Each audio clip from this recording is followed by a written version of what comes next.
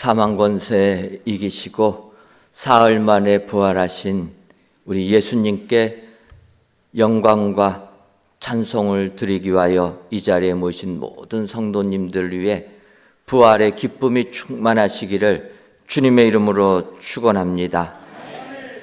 우리 예수 믿는 사람들은 예수님의 부활하심을 믿습니다. 믿으십니까? 이것은 우리의 신앙이요, 우리의 고백입니다. 그런데 세상에 사는 사람들은 부활을 믿지 않습니다. 세상적인 시각을 가지고 바라볼 때 이 부활은 앞뒤가 맞지 않는다, 믿지 아니합니다. 그래서 예수님의 부활을 제쳐두고라도 이 부활이라는 것 그 자체만도 사실은 조금은 신앙에 대해서 관심 있는 사람들이 인정하게 된다라는 것입니다. 예를 들면은 바울 사도가 3차 전도여행을 마치고 예루살렘에 귀환을 하게 됩니다. 그래서 예루살렘에 도착해서 예수님의 친동생 사도 야고보를 만나게 됩니다. 그때 야고보 사도가 바울에게 권합니다. 당신은 이방인의 사도로 복음을 전하면서 할례 받지 않아도 구원을 얻는다, 이렇게 선포하고 복음을 증거하다 보니까 유대인들은 바울은 아예 율법의 파괴자라 그렇게 생각해서 오해하니까 이번에 예루살렘 왔으니 예루살렘 성전에 가서 결례 의식을 행했으면 좋겠다, 그렇게 권하게 됩니다. 그래서 바울이 그 야고보 사도의 그 충고에 응해서 결례 예식 참여하는 자들과 함께 예루살렘 성전으로 올라갔다가 오히려 더 오해를 받아서 유대인들로부터 핍박을 당하게 됩니다. 그래서 유대인들의 큰 소동이 일어나게 되니까 천부장이 바울을 채찍질하고 그를 신문하려고 합니다. 그때 바울이 이야기합니다. 나는 로마 시민권자인데 로마 시민권자 송사에 대한 내용도 들어보지 아니하고 때리는 것부터 하는 것은 잘못된 것이다. 그렇게 사도 바울이 자기의 신분을 밝히니까 천부장이 깜짝 놀랍니다. 그 당시 로마 시민권자들은 함부로 때릴 수도 없고 함부로 가둘 수 없습니다. 로마에 와서 재판받아야지만 가능한 것이지 식민지 나라에서는 로마 시민권자는 손도 대지 못합니다. 그래서 천부장이 두려워할 때 다시 한번 바울에게 기회를 줍니다. 소란을 일으킨 무리들에게 가서 변명을 해봐라. 그때 바울이 그 유대인들을 보니까 이 유대인들은 사두개인들과 바리새인들로 구성되어 있는 걸 보게 됩니다. 그래서 바울은 항상 주어진 상황에서 그들을 통해서 주의 복음을 증거하는 방향으로 이렇게 나아가게 됩니다. 그러니까 이 모습을 보고 바울이 이야기하는 겁니다. 내가 이렇게 어려움을 겪고 너네들이 오해하는 것은 나는 죽은 자의 소망, 곧 부활을 말했기 때문이다. 그렇게 이야기를 합니다. 왜 바울 사도가 죽은 자의 소망, 부활, 예수님의 부활을 여기서 언급했냐면 사도행전 23장 8절을 보면 이는 사두개인은 부활도 없고 천사도 없고 영도 없다 하고 바리새인은 다 있다 함이라. 사두개인들은 부활도 없고 천사도 없고 영도 없다. 영의 세계를 인정하지 않는 현실 세계만 인정하는 사람이었고 바리새인들은 반대로 영의 세계도 인정하는 사람이었다. 하지만 바리새인들 예수님 믿지 아니하고 우리가 아는 대로 예수님으로부터 위선자라 칭함받지 않습니까? 위선자라고 칭함받기 쉬운 사람들은 열심한다는 사람이 그러기 쉽다라는 거예요. 사두개인들은 유대인들 중에서 고급 관리들입니다. 서기관, 제사장, 관리들, 이런 사람들은 현실주의자라는 겁니다. 현실에 충실해서 현실의 시각을 가지고 살아가니까 그들은 영도 없고 천사도 없다라는 거예요. 그런데 바리새인들은 이름 그대로 바리새라는 뜻은 구별되다는 겁니다.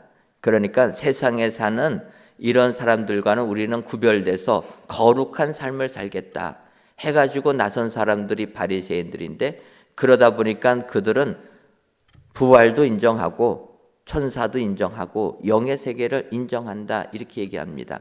바꿔 말하면 그 정도 돼야지, 신앙적으로 관심이 좀 있어야지 영의 세계를 인정하게 된다라는 것입니다.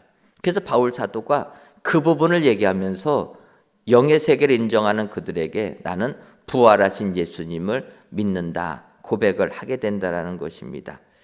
이처럼 우리가 세상을 살다 보면 이런 두 종류의 부류들이 있습니다.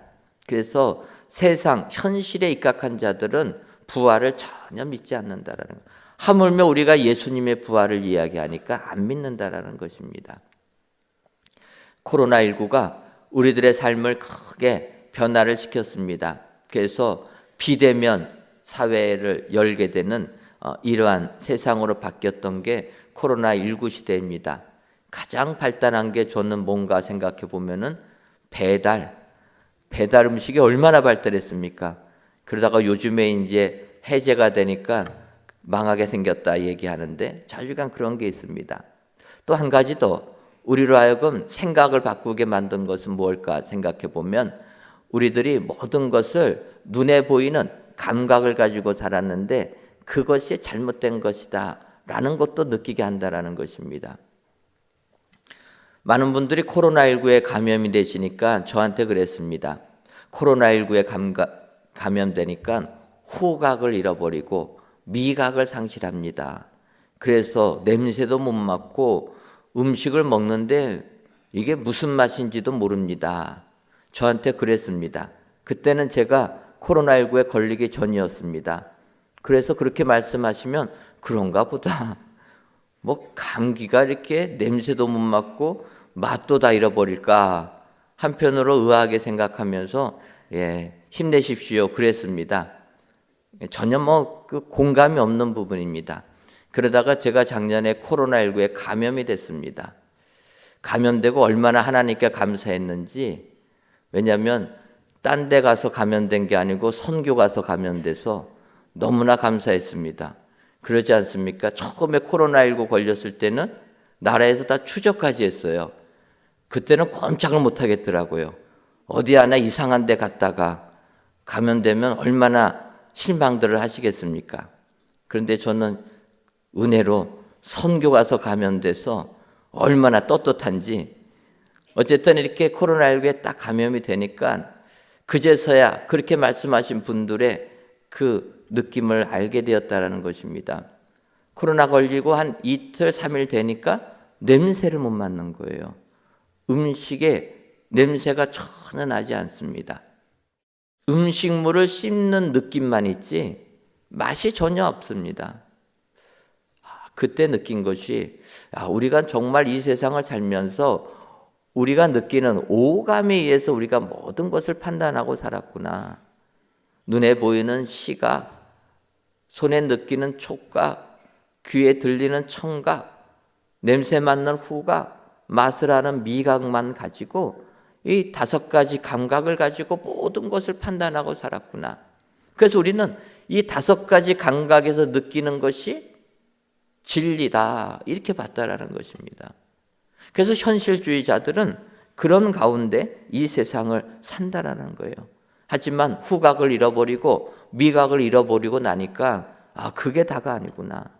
저는 이번 코로나19를 겪으면서 우리가 느끼는 감각이 얼마나 부질없는 것인가. 우리가 보고 듣고 느끼는 것이 그것은 아무런 진리를 향하여서 전혀 도움되는 건 아니다. 그럼에도 불구하고 이 땅에 사는 사람들은 계속 보여달라, 만지게 해달라 그렇게 요구한다라는 것입니다. 바로 이 부분도 2000년 전에 예수님께서 이 땅에 오셔서 주의 죽으심과 부활을 목격한 제자들도 마찬가지였다라는 것입니다. 특히 사도 도마는 예수님의 부활하심을 인정하는 제자들에게 그렇게 얘기합니다. 내가 그의 손에 못자국을 보며 내 손가락을 그 못자국에 넣으며 내 손을 그 옆구리에 넣어보지 않고는 믿지 아니하겠노라. 부활하신 주님께서 제자들에게 나타나셨을 때 그 자리에 없었던 도마가 제자들의 이 같은 증언을 듣고 한 얘기입니다. 그런 얘기합니다. 예수님 손에 못자국을 보아야 한다. 예수님의 부활을 인정할 때 무엇이 필요하다는 겁니까? 시각의 확인이 필요하다는 거, 봐야 된다. 두 번째로 그는 내 손가락을 그 못자국에 넣으며 촉각을 원했다라는 거예요. 만져봐야 된다라는 것입니다.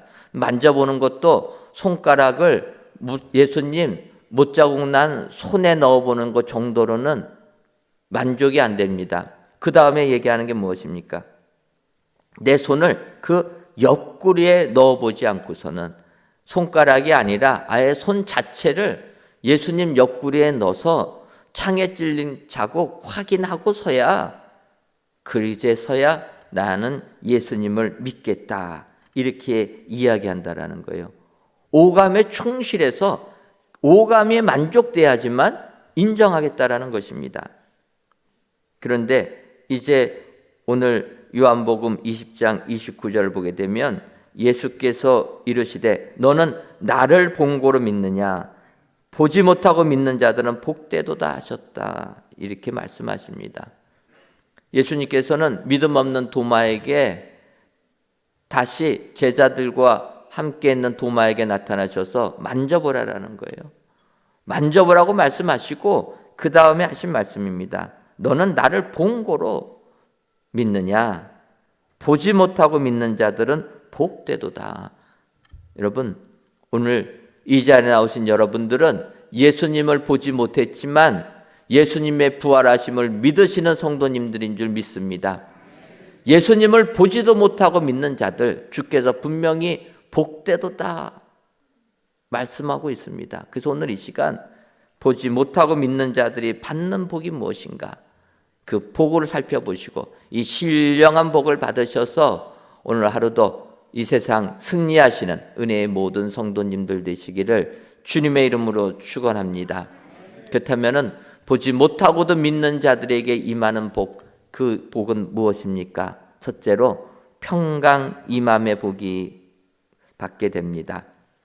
오늘 본문 요한복음 20장 26절을 보면 여드레를 지나서 제자들이 다시 집 안에 있을 때 도마도 함께 있고 문들이 닫혔는데 예수께서 오사 가운데 서서 이르시되 너희에게 평강이 있을지어다 하시고, 이렇게 말씀하고 계십니다. 여드레 지나서 예수님께서 다시 제자들의 있는 그 방에 오셨습니다. 그때 주님이 제자들에게 하신 말씀이 너희에게 평강이 있을지어다. 주님은 부활하신 다음에 두려워 떨고 있는 제자들에게 항상 얘기하셨습니다. 평강이 있을지어다. 사실 제자들 얼마나 두렵겠습니까? 3년 동안 예수님 함께하면서 따라다녔는데 예수님은 십자가의 처형을 당하셨습니다. 그래서 사람들이, 따르는 제자들도 같은 무리라고 그렇게 할 때 베드로 부인하지 않습니까? 두려워서 부인했습니다. 그러다 보니까 결국 예수님 십자가에 못 박히시고 이제 아리마대 사람 요셉이 준비한 무덤에 묻혔을 때 제자들 두려운 겁니다. 부활하셨다는 얘기 들어도 확실하게 인정 못하다 보니까 두려워 떱니다. 그런 제자들에게 주님이 나타나서 하신 말씀입니다. 평강이 있을지어다. 여기서 이 평강이란 단어는 헬라어로 에이레네라, 이런 단어입니다. 에이레네 단어는 전쟁이 그치고 평화가 이루어지는 것, 그게 평강이라는 것입니다. 그런데 구약 성경을 헬라어로 번역한 70인역이라는 성경이 있습니다. 그 길을 보게 되면 구약 성경의 샬롬이라는 단어, 그 단어를 에이레네로 거의 대부분 번역했습니다. 바꿔 말하면 이 평강이라는 단어는 구약의 샬롬과 같다. 우리가 인사할 때 샬롬 하지 않습니까? 평강이 있기를 원한다 해서 샬롬을 이야기합니다. 주님께서는 지금 두려워 떨고 있는 그들에게 샬롬을 선포하고 있다라는 거예요. 평강이 있을지어다. 평강이 있을지어다. 이것은 선포입니다. 지난번 봄 부흥성회 때 부흥강사 목사님이 강조하지 않았습니까? 선포해라. 선포할 때 하나님께서 들어주신다. 평강이 있을지어다. 이 표현은 평강을 선포하는 겁니다. 여러분, 주님이 선포하면, 주님이 말씀하시면 그대로 다 이루어지는 줄 믿습니다. 왜 그렇습니까? 주님은 하나님이시기 때문에. 요한복음 1장 1절 보면 태초에 말씀이 계시니라. 이 말씀이 하나님과 함께 계셨으니 이 말씀은 곧 하나님이시니라. 주님이 하나님이시라는 걸 요한복음 1장 1절부터 선포하고 있습니다. 그래서 3절을 보게 되면 만물이 그로 말미암아 지은 바 되었으니 지은 것이 하나도 그가 없이는 된 것이 없느니라. 만물이 다 그로 말미암아 지은 바가 되었다. 여러분, 하나님이 말씀하시면 그대로 다 이루어지는 줄 믿습니다. 그러니까 창세기 1장을 보면 하나님이 천지를 창조하실 때 빛이 있으라 하시니 빛이 있었고, 하나님이 선포하시면 이루어진다라는 거예요. 그래서 오늘 예수님께서 두려워 떨고 있는 제자들에게 선포하십니다. 평강이 있을지어다. 그러면 우리에게 그대로 그 평강이 임하게 되는 줄 믿습니다. 예수님 보지도 못하고 믿는 자들에게는 이 같은 평강 임함의 복이 넘쳐나게 될 줄 믿습니다. 여러분, 우리가 세상 살다 보면 선포를 해야 됩니다. 그래서 있을지어다 하는 겁니다. 예배 마치고 마지막 축도할 때 있을지어다 하지 않습니까? 선포하는 겁니다. 하나님이 그 은혜를 선포할 때 여러분들에게 다 그대로 임하게 되는 줄 믿습니다. 주님이 평강을 선포하니까 평강 임함의 복이 임하게 되었다.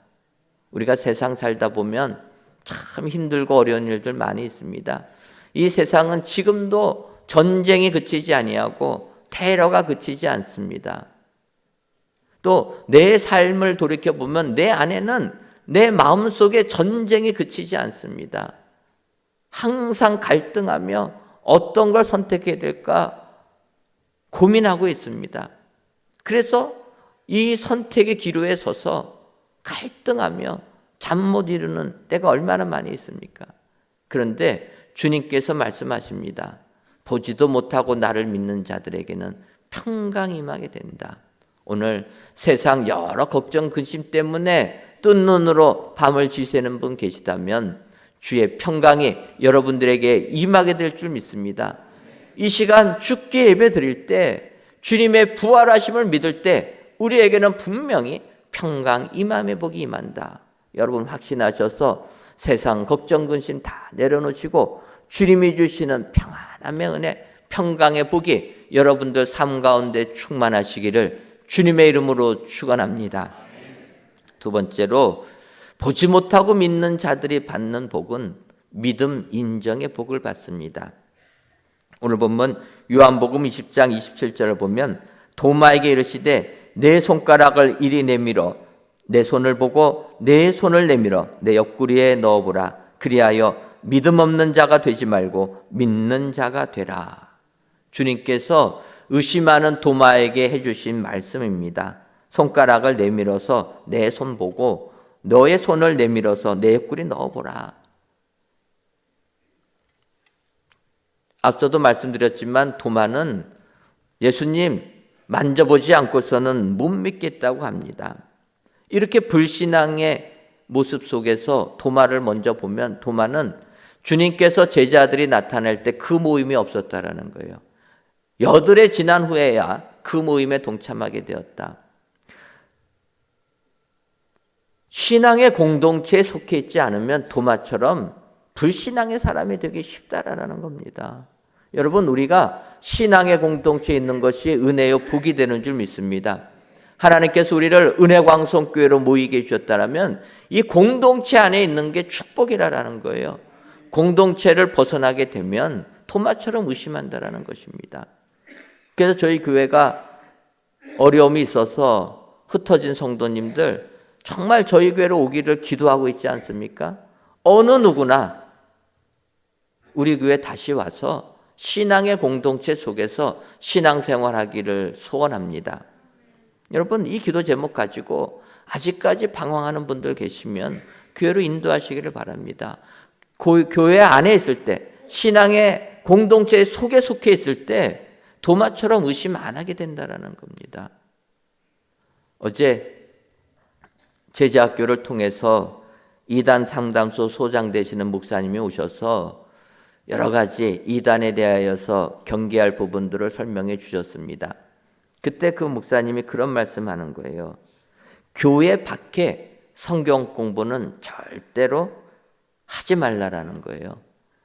성경 공부를 하려면 교회 안에서 해야지, 교회 밖에 성경 공부, 교회 밖에 은혜를 찾아다니다 보면 이단에 빠지기 쉽다라는 거예요.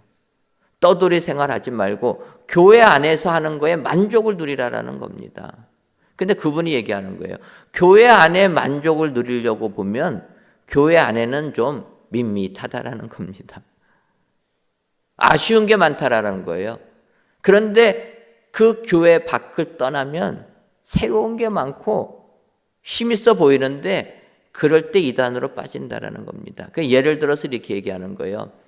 집에서 부모님이 음식을 차려준다라는 겁니다. 부모님이 자녀들을 위해서 음식을 차릴 때 어떻게 음식을 차립니까?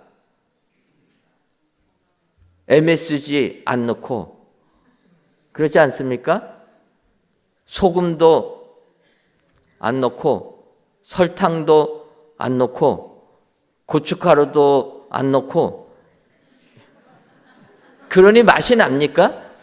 그러니까 부모님이 주시는 음식을 먹으면 도무지 이게 밋밋하고 맛도 하나도 없고 그렇다라는 거예요. 그런데 외식을 하게 되면 어떠합니까? 눈이 뒤집어지는 거예요. 너무나 맛있습니다. MSG에 그냥 가득가득 넣어놓고, 설탕은 또 얼마나 많이 넣습니까? 그 다음에 또 소금을 넣어요. 그래갖고 단짠 이렇게 나갑니다. 요즘에는 젊은이들 매운 거 좋아하니까 청양고추도 부족해가지고 외국 그 매운 것까지 집어넣어가지고 단짠에 매운맛까지 첨가합니다. 그러니 외식하면은요 깜짝 놀라는 거죠. 세상에 이런 맛이 다 있다. 그런데 그 외식을 먹은 결과는 어떻게 됩니까? 몸이 망가지는 거예요. 외식 먹으면 몸이 망가지는 겁니다. 그래서 집에서 부모님이 챙겨주시는 그 음식이 밋밋하지만 우리를 살리는 음식이라는 거예요. 생명을 주는 음식이라는 겁니다. 그분이 그렇게 예화를 들었어요. 교회도 마찬가지다. 교회에서 선포되는 말씀은 밋밋하다라는 거예요. 전혀 듣도 보도 못한 말씀이 아니라 맨날 듣는 말씀이라는 거예요. 지난주 들었고 이번 주 들어도 똑같다라는 겁니다. 그러니 식상해가지고 맛도 없고 재미도 없고 졸리기만 하고, 그게 정통교회가 하는 얘기라는 거예요. 왜 그렇습니까? 기독교 역사상 2000년을 지나면서 이단적인 내용들은 다 배제했기 때문에, 그러니 우리는 듣는 얘기는 똑같은 얘기만 듣는다는 거예요. 근데 이단들은 그 배제된 내용 갖고 하니까 처음 듣는 겁니다. 그러니까 거기에 빠져가지고 이단으로 떨어진다는 거예요. 그래서 우리는 항상 하나님이 나를 우리 교회에 보내주셨다 확신하고, 우리 교회에서 신앙의 공동체 안에 있을 때 믿음을 지키게 되는 줄 믿습니다. 모임 있을 때 도마가 안 나오다 보니까 그 불신앙적인 얘기하지 않습니까? 그럼에도 예수님 도마 꾸짖지 아니하시고 얘기하십니다. 너 소원대로 손가락 넣어보고 손 넣어봐라. 그리고 믿어라. 믿음 없는 자가 되지 말고 믿으라라고 얘기합니다. 주께서 이렇게 말씀하실 때 도마가 어떻게 됩니까? 그 다음 구절을 보게 되면 도마가 대답해 이르되 나의 주님이시여 나의 하나님이시니이다. 이렇게 나가는데, 이 부분을 보게 되면 도마가 예수님을 만졌다라는 기록이 없습니다.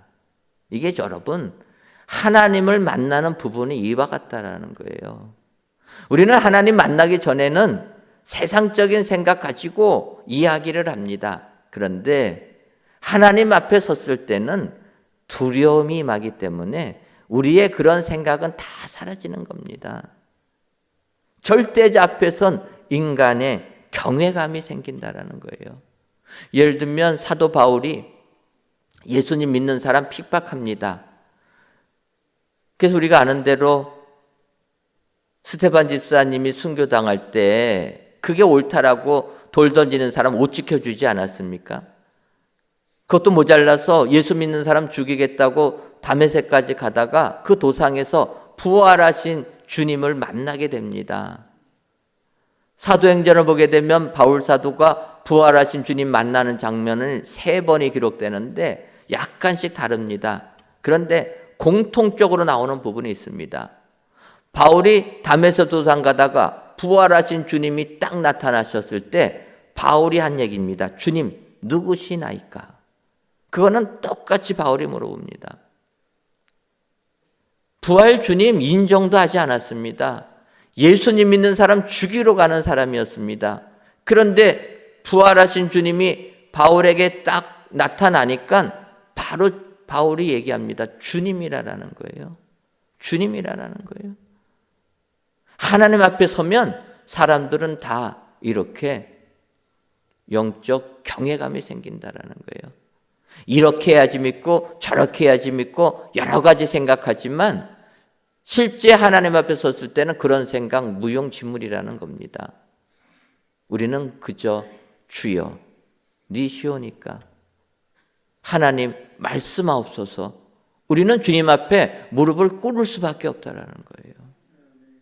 지금 도마는 인간적인 생각 가지고 예수님 부활을 못 믿겠다고 했습니다. 그런데 부활하신 주님 딱 나타나니까 바로 나의 주, 나의 하나님이 하지 않습니까? 인간적인 생각은 사라지는 겁니다. 그래서 우리는 항상 하나님 앞에 무릎 꿇는 자, 그래서 우리의 믿음을 인정받는 자들이 돼야 될 줄 믿습니다. 세상에서 뭐라고 하든지 우리는 하나님 앞에 선 믿음의 사람으로 무릎을 꿇고 하나님을 인정하는 것, 이것이 바로 보지도 않고 믿는 자가 받는 믿음 인정의 복이라는 것입니다. 오늘 귀한 예배를 들으신 여러분들이 주님으로부터 믿음을 인정받으셔서 하늘의 신령한 은총을 받아 누리시는 은혜의 성도님들 되시기를 주님의 이름으로 축원합니다. 마지막으로 보지도 않고 믿는 자가 받는 복은 신앙 고백의 복입니다. 28절 보면 아까도 말씀드렸지만 도마가 대답하여 이르되 나의 주님이시요 나의 하나님이시니이다. 이렇게 얘기합니다. 부활 주님 만지라고 하니까 만져보지도 못하고 하나님 앞에 선 절대자 앞에 선 두려움을 가지고 나의 주님이시요 나의 하나님이시니이다. 도마의 신앙 고백입니다. 지난 주간에 고난주간 특별 새벽 기도회로 요한과 함께하는 예수님의 일주일, 이렇게 제 주제를 가지고 은혜를 나눴습니다. 그때 누누이 말씀드렸지만 요한복음은 나머지 마태, 마가, 누가 공간 복음과는 결이 좀 다르다. 다른 내용들이 많이 있다라는 겁니다. 그 다른 내용들 중에서는 이 신앙 고백도 마찬가지입니다. 우리가 베드로의 신앙 고백이 있습니다. 공간복음에 다 나오는데 마태복음에서 베드로의 신앙 고백은 주는 그리스도시요 살아계신 하나님의 아들이시니이다. 우리가 완송하고 있습니다. 베드로의 신앙 고백입니다. 그런데 이 베드로의 신앙 고백을 마가복음에서 보게 되면 주는 그리스도 신이이다. 이렇게 나와 있습니다. 그리고 누가복음에서 베드로의 신앙 고백을 보게 되면 하나님의 그리스도 신이이다. 약간씩 차이가 있습니다. 그래서 이 공간복음에 있는 베드로의 신앙 고백을 한 단어로 요약하면 주는 그리스도이시다 라는 것입니다. 그리스도, 메시아라는 거예요. 그래서 왕같이 선지자같이 제사장같이 이 땅을 구원해 줄 그리스도다 이렇게 이야기합니다. 그런데 오늘 도마의 신앙 고백은 나의 주, 나의 하나님이다. 나의 하나님이다라는 겁니다. 그래서 이 두 가지의 신앙 고백을 합치면 주는 그리스도시요 하나님이시다. 이것이 우리의 신앙 고백이 되는 줄 믿습니다. 여러분, 신앙 고백처럼 중요한 게 없습니다. 왜냐? 신앙 고백은 우리의 신앙을 고백하는 거라는 거예요. 우리가 주기도문을 암송합니다. 주기도문 암송하는 이유는 주님께서 너희는 이렇게 기도하라 해가지고 기도를 가르쳐 주신 겁니다. 그러니까 우리가 주기도문을 암송합니다. 그런데 신앙 고백인 사도신경도 암송한다라는 거예요. 그래서 우리가 사도신경 할 때 눈 감고 암송하지 않습니까? 하지만 사도신경은 눈 감고 암송하는 게 아닙니다. 우리의 신앙을 고백하는 거예요. 고백은 누구에게 합니까? 고백은 사람에게 하는 거예요. 나는 이런 하나님을 믿습니다. 하나님께도 고백할 수 있지만 신앙 고백은 내가 믿는 예수는 이런 분이다 라는 것을 세상에 선포하는 겁니다. 그래서 사도신경은 눈 감고 하나님께 기도하는 건 아니에요. 신앙을 고백하는 겁니다. 하나님께도 고백하고 사람에게도 고백하는 거예요. 그래서 우리가 개역 개정 성경 바뀔 때 나는 천지를 창조한 하나님을 믿습니다 하는 것 아닙니까? 나는 이런 하나님을 믿는다. 그의 아들 예수 그리스도를 믿는다. 고백하는 겁니다. 이런 신앙 고백할 수 있는 게 얼마나 큰 축복인지 모릅니다. 왜냐하면 이 신앙 고백, 그 고백을 통해서 우리의 신앙이 바른 길로 가기 때문이라는 거예요. 우리가 암송하는 이 사도신경도 이 베드로와 도마 그 외 여러 사도들의 신앙 고백을 모아가지고 전통을 통해서 회의를 통해서 확정이 된 겁니다. 그래서 우리가 아는 대로 니케아 회의, 콘스탄티노플 회의, 또 에베소 칼케톤 회의까지 가서 그 회의에서 확정된 것을 가지고 우리가 전통적으로 받아들인다는 겁니다. 그래서 이 시대에 내가 이 정상적인 신앙 고백하는 것이 큰 복이 되는 줄 믿습니다. 이단에 빠지지 않고 이런 신앙 고백하는 것이 영적으로 복을 받는 것이다. 사도신경에 기록된 것이 다 믿어지고 이것을 나의 신앙으로 고백할 수 있는 게 복이라. 오늘 예수님을 보지도 않고 믿는 자 신앙 고백의 복을 받는다. 여러분 기억하시고 오늘도 이런 신앙을 고백하셔서 신령한 은혜를 받으시는 영적인 복을 받아 누리시는 은혜의 모든 성도님들 되시기를 주님의 이름으로 축원합니다. 기도하겠습니다. 하나님, 부활절을 맞이하여 이 시간 성전에서 또는 강예배 초소에서 귀한 예배를 드리게 하시니 감사합니다. 이 예배를 기뻐 받아 주옵시고 모든 예배자들을 위해 부활의 기쁨이 충만하게 하여 주옵소서. 이 시간 보지 못하고 믿는 자들은 복되도다 라는 제목으로 말씀을 주시니 감사합니다. 바라기는 예수님의 부활을 보지 못하고도 믿는 자들 다 되어서 복된 삶 살아가게 하여 주옵소서. 더 나아가 보지 못하고 믿는 자들의 복은 평강 이망의 복, 믿음 인정의 복, 신앙 고백의 복이라 말씀하셨사오니 이런 복을 받아 부활신앙을 가지고 험한 세상 승리하게 하여 주옵소서. 예수님의 이름으로 기도하옵나이다. 아멘.